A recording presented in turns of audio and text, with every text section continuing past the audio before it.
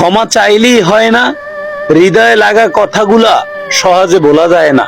যারা মানুষকে পদে পদে ঠগায় তারাও ঠকবে, শুধু সময়ের অপেক্ষা। যার সাথে যতটুকুই করবে সে ততটুকুই ফিরে পাবে।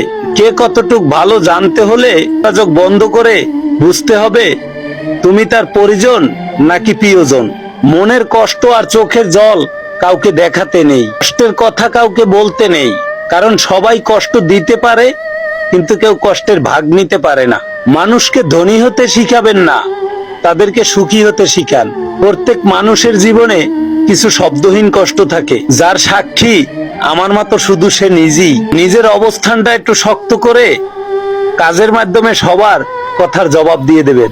ইচ্ছা করে যে শিকেল বেদেশি পায় তা চাইলেই কি সহজে ছাড়ানো যায় সমাজের কাছে? আজ আমি ফরাজি লিটন এতিম, নিরুপায়।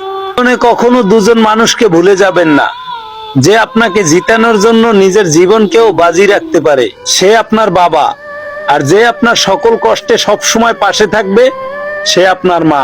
আগে অনেক ঘনিষ্ঠ ছিল এমন অনেকের সাথেই ফরাজি লিটন এতিমের কথা হয় না দীর্ঘদিন। যার রাগ আর জিদ বেশি তার জীবনে কেউ থাকতে চায় না।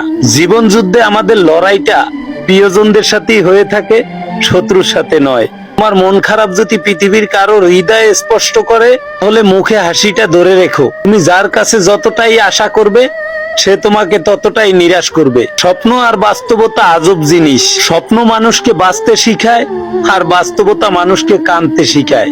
কি অদ্ভুত জীবন আমাদের। মৃত্যু খুব সহজ, একদম নীরবে আসে।